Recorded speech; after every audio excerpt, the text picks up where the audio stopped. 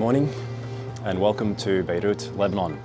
It is our first, let's call it full day here. We arrived not last night but the night before. However, it was really late at night, or after midnight, arriving in the airport, getting here super tired after a really long day in Turkey beforehand with transfers between Antalya and Istanbul and a lot of travel.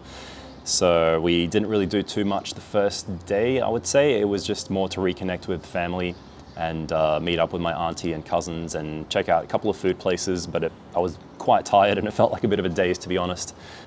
Today is our first proper night's rest, and I've woken up at 6 a.m. and now come outside to record this little bit of a video around 7 now actually. And yeah, it's a beautiful day. It's a maximum of about 25 degrees today. Yesterday was quite hot. This beautiful apartment we're staying in, this part of Beirut, is called Ashrafiyya, and the light's really nice and it's a pleasant morning. And I've also noticed that people start their day fairly late here. If anything, it's similar to Turkey, as we were there for 2 weeks and experienced that. And what I want to do is go out for a bit of a walk and maybe find some local bakeries or something just to grab a light breakfast before Sarah gets up. She's having a bit of a sleep in and gets ready, and we can go out and proceed with the rest of our day. So maybe I'll do a bit of a photo walk too and just see what I find on the streets. But before that, I just want to talk a little bit about this video and how I want to structure it, because the thing is, I don't really have much of a plan of how I want to structure it, and I've been thinking about it and wondering if I should build some kind of direction that I want to take the video. But the thing is, I don't want to do too much of that. I want to leave it flexible because there's plenty of videos out there that you can see. For one, plenty of people have more experience than I do. And thirdly, some of the videos you might watch, for example, will want to give you only the positive side of Lebanon, because there's a lot of negative things that are going on at the moment. I'll touch on that briefly in a second. So they might want to only represent the good side of Lebanon, which is evident already in the day that we've had here. So there's no denying that. But some videos might, for example, share a lot of the negativity. Some might take a stance right down the middle where they want to show you both, just the reality, which is kind of more where I want to go. And I see the benefit to all that.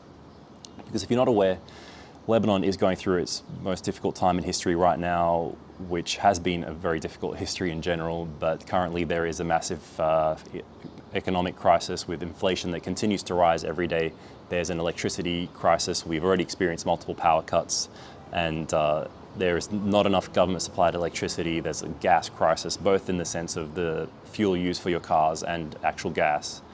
They are trying to accommodate a lot of refugees, and there's the poverty that you'll see on the streets.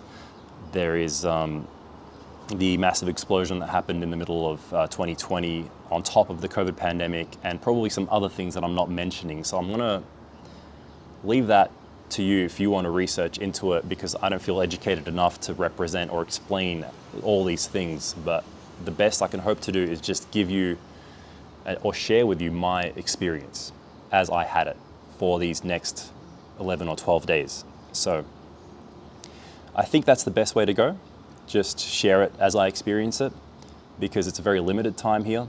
It's a weird time to come here, especially for me personally, after not having been here since 1996 as a little kid and growing up as an Australian more or less with some connection to Lebanon. So my experience is going to be unique to me. Okay, someone might tell you don't go to France or Paris because people are like this or like that, or they might say go to this country, this is what you'll experience. But I don't think that that's a good way to go, because sometimes you might go to that place and experience something completely different. I don't want to give any blanket statements. I don't think that would do any country justice unless I just sort of say that that's what I experienced. That in my experience, this was how things were.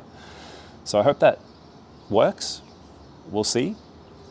But for now, join me on the street and for the rest of the video, and I'll try and share what I can share. It might be difficult to share every single day, but I'll try and record segments and maybe narrate some stuff from back in Australia and give you a sense of my experience here in Lebanon. So I spent a lot of time during this trip hitting the streets with my camera and taking photos. If you want to check that out, I have a link in the description to one of the videos I uploaded to my other channel with point of view footage taking photos. I also spent a lot of time trying all the different manoush, which is one of my favorite Lebanese foods. So this one, this manoush with za'atar, is made on that thing called the saj, the dome-looking grill. So it's got that thinner dough, it's really crispy. You've got to start every morning in Lebanon with one of these, of some variety. So how are you liking Lebanon so far? Well, we've only been here 2 days now. It's nice. It reminds me a lot of my country, Bangladesh, especially Dhaka, but obviously it has its own uniqueness to it. It's really nice, and I like places that have culture. I don't think we've seen enough yet. Once Yeah, we we get out of definitely Beirut, like today, we're going to do the hills.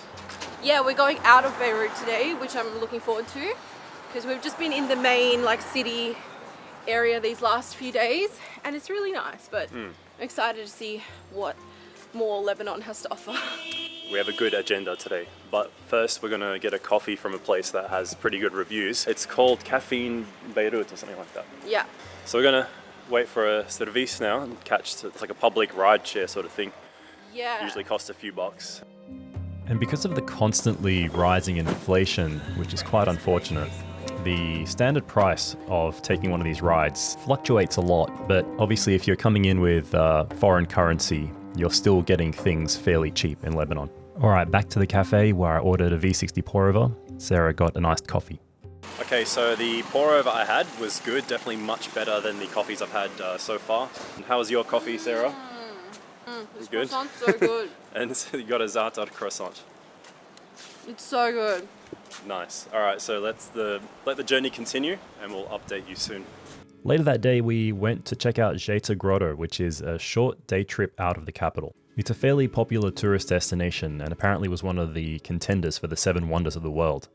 So it's a beautiful system of interconnected caves where they actually don't normally allow filming, but the staff let me go in with my camera and said it was fine if I wanted to film. They probably saw that I was from outside and they just said don't let other people see that you're doing it. Maybe also because it was a fairly quiet day, but yeah, I was able to get some slightly shaky video footage inside just so I can share this with you all to give you an idea how it's definitely one of those places worth visiting.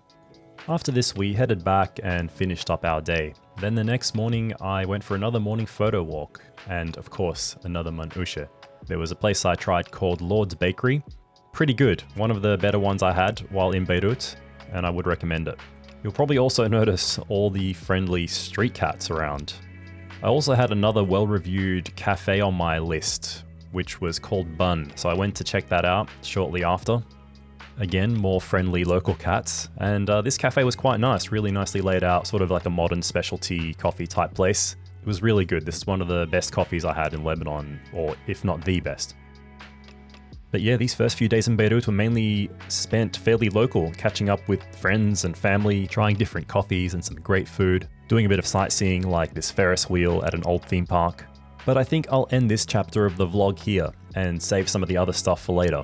We did still do a fair bit while we were in Lebanon, but I still need to go through that footage and see what I can make out of it. But I hope you enjoyed this one. Hope you got something out of it, especially if you're researching a trip to Lebanon.